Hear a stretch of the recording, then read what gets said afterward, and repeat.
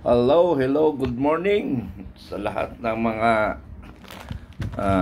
nagsusubaybay sa Makabayan and Informative Channel at ng Guerrilla Forces na kung saan ay mayroon na tayong kampo.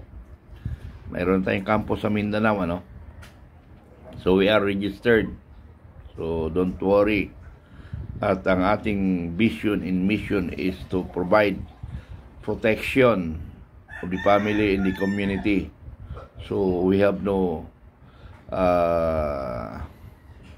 violation on the law. Our intention is for the good of the Filipino people, and based on Article 2, Section 23 of 1987 Constitution, which is the government suggested or required to have an organization for the welfare of the Filipino people. So, wala tayong violation.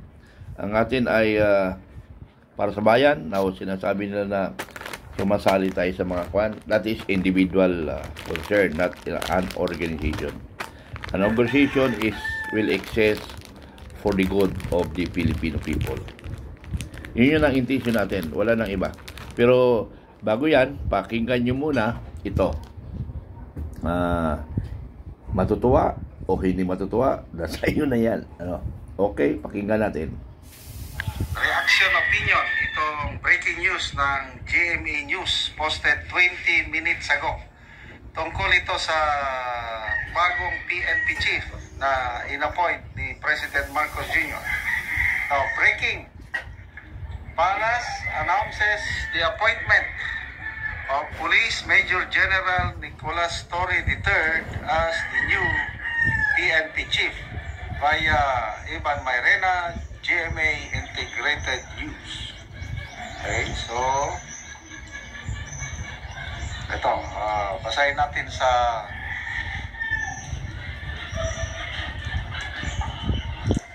balita ng GMA News. Okay. Ayan ang balita. Nicolas Torre is next PNP chief, Persamin. Okay? Bayana, Feliciano Bahog, GMA Integrated News, published May 29, 2:32 p.m. So, mainit-init pa. Executive Secretary Lucas Persamin disclosed that Police Major General Nicolas Torre III is the next Philippine National Police Chief. Torre will replace current PNP Chief Police General Romel Marbel, whose extended term is set to expire on June 7. In February, Marcos extended the term of Marbel by 4 months, which was beyond the COP's compulsory retirement age of 56 amid election season. Okay, so yun lang. Ako, matagal ko nang alam. Nung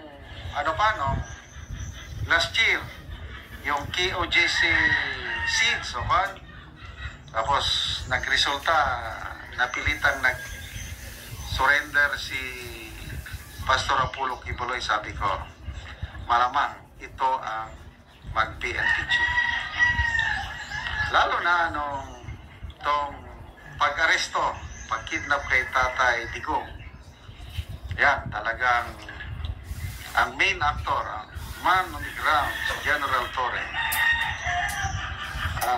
Alam ko na, 100% sure na siya ang mag-PNP chief. At ito na, siya na ang PNP chief.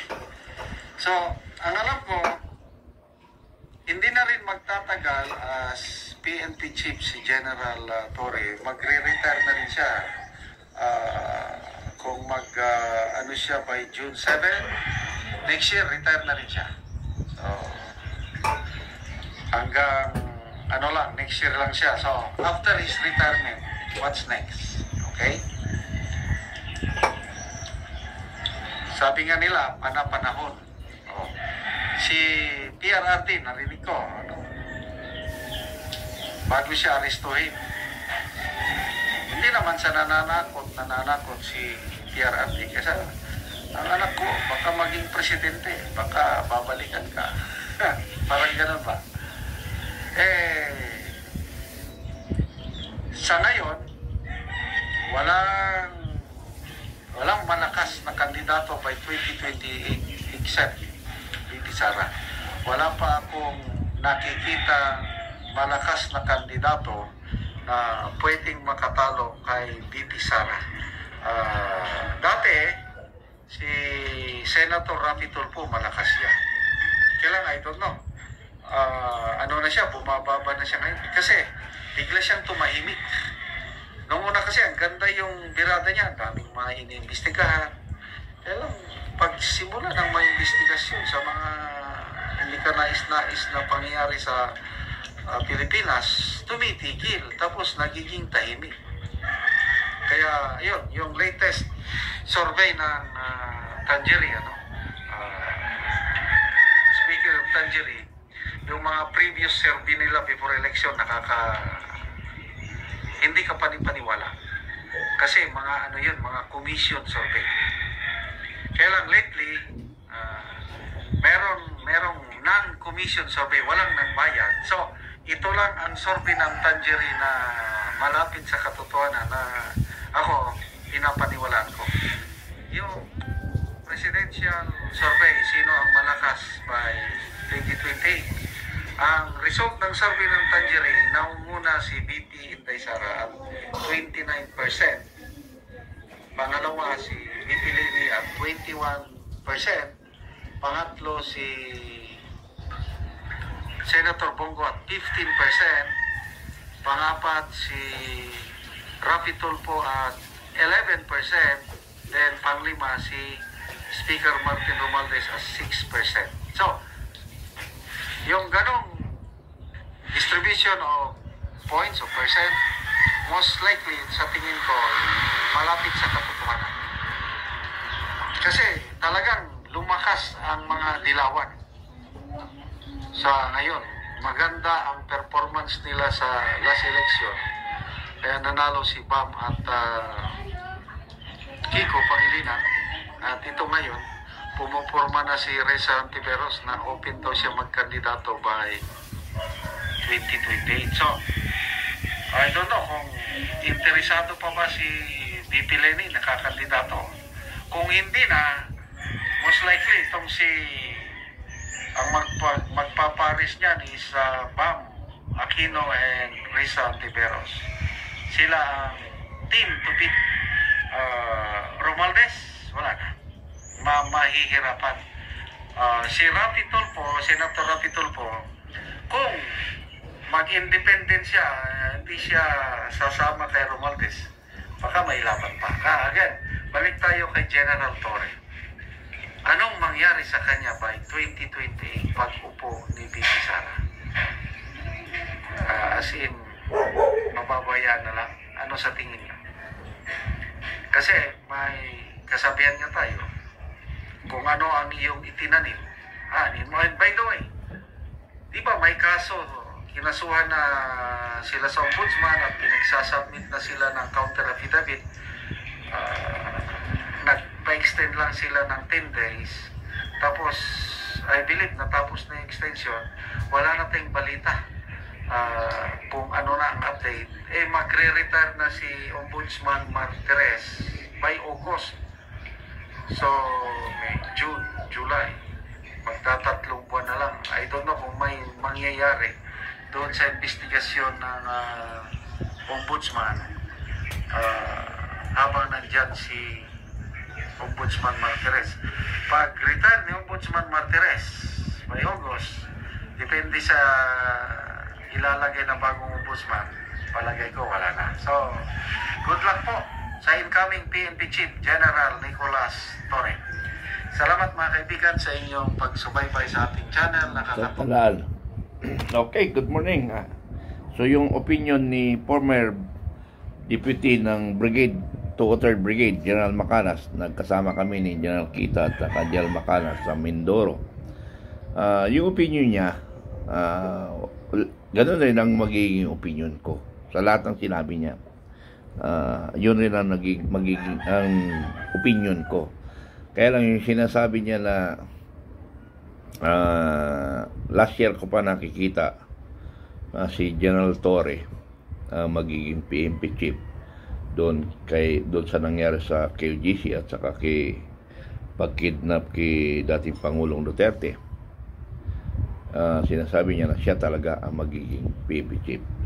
Tama yon, pero ako, may duda pa rin ako na hindi pa rin siya. If we will base on the merit, achievement, and seniority, hindi dapat siya. Pero dahil nga sa discretion ng commander, nobody can question the decision. Kasi decision niya yun eh. Siyempre, normally, kukunin niya ang trust. Now, ibig sabihin, si General Torre lang ang pinagkakatiwalaan sa buong hundreds of generals. So, parang hindi rin maganda, no? So, siyempre, once nag-general ka, you are most qualified. You are all qualified to be a chief of PNP. Ganun yun eh. Ang pinagkaiba na lang doon, yung loyalty to your commander. What loyalty? Loyalty to Constitution or loyalty to one person? So, wala na tayo doon. Wala na tayong kakayahan doon kung anong gawin natin, anong gawin nila. Kasi nga, discretion of the commander na yun eh. So, para sa akin, ang dahil lang Hello, Gob. Tawag lang after 5 minutes. After 5 minutes, ano. Okay, yeah. Nag-bablog ako. 5 minutes. Ano, Okay. thank you. Okay. Okay. So, sana ba tayo? So, wala tayong magawa. Pero, ang sa akin doon, bakit in-announce as early before the assume ni Secretary Bersamin? Si Secretary Remulla nga hindi nagsalita, no? Pero si Executive Secretary Bersamin na siya nagsalita. At ngayon yung mga kagrupo niya ngayon ni Secretary Bersamin, kagrupo niya pumunta pa nga ng White Plains ito eh. Kagrupo namin ito eh, si Secretary Bersamin. Yung grupo niya ngayon ay magkakaroon ng public announcement na withdrawal of support. Yung grupo ni Secretary Bersamin mag-withdrawal of support from BBM, ano. May press conference, ano, magaganap sa Quezon City. So, tingnan natin kung anong mangyari sa withdrawal of support. Mga Ilocano ito hindi ako Ilocano. Pero lumaki na ako Ilocano kasi nabisi ako. Kaya lang nabisi ako. 3 klase ng tribo dyan. Ilocano, Tagalog, at saka Kapampangan eh. So, bakit in-announce as early? Hindi si Pangulong Duterte Pangulong Marcos ang hinihintay natin. Kasi nga, may period of ino-observe, pwede ba si Torre? O baka magbiglang, si Bersamin nagsabi nun na si Torre, itong gusto ko Nako, yun ang question dyan. Bakit? Kasi nga, as may analysis, may mga inoobserbahan pa sila sa reaction. O sabi ng isang vloggers, ang kanyang title, reaction. Ang reaction kasi, tinitingnan ang reaction ng buong Philippine National Police kung anong reaction. Delikado. Kaya lang, ang PNP ay hindi nakakatakot sa reaksyon. Ang mahirap kung EFP, ano. So, hindi natin alam. So, bilang isang Pilipino, may karapatan tayo magbigay ng opinion. Ano. Yun ay pumapasok sa freedom of expression. Ano. So, kasi ngayon mayroon ng pananakot na lahat ng gustong lumaban, bumangga, kakasuhan, hahanapin. So, yun yung problema ngayon. Mawalan tayong pag-asa. Okay, anyway, yun lang aking opinion. Okay, Filipino Guerrilla Forces, mayroon na tayong kampo sa Mindanao. Iparinig ko lang sa inyong saglit para ano ba yung reaction ninyo ito mayroon na palang ginawa silang kampo na hindi nag-permit sa akin, pero anyway, wala naman problema yung Eminilip nga Mailip may kampo. So may kampo rin ng Commander Bukay, ano? So may kampo rin tayo ng Commander Bukay, ano? So ang atin naman mission ay para sa bayan. Okay? Hello mga kapatid ko sa FGF. Welcome po sa FGF Commander Bukay Camp. Ayan, lahat ng FGF sa Mindanao, tuloy-tuloy lang po tayo para sa bayan at pamilya. Hello mga kapatid ko sa FGF. Welcome po sa FGF Commander Bukay Camp. Ayan, lahat ng FGF sa Mindanao, tuloy-tuloy lang po tayo para sa bayan at pamilya. So, very clear ang natin na para sa bayan at pamilya ang Filipino guerrilla forces. So, therefore, we did not violate the 1987 Constitution o ang ating batas. So, tuloy-tuloy lang tayo, Filipino guerrilla forces. Strong FGF. Strong FGF. Palakasin ang FGF para makatulong sa bayan. Sabi ko nga sa inyo, mga commanders on the ground, mag-isip kayo para sa inyo. Hindi wag laging nag-aantay ng anong iniutos. Mayroon na tayong guidelines na bumuo kayo ng sarili nyo. Then sa inyong pundo, pag-usapan nyo, we approve,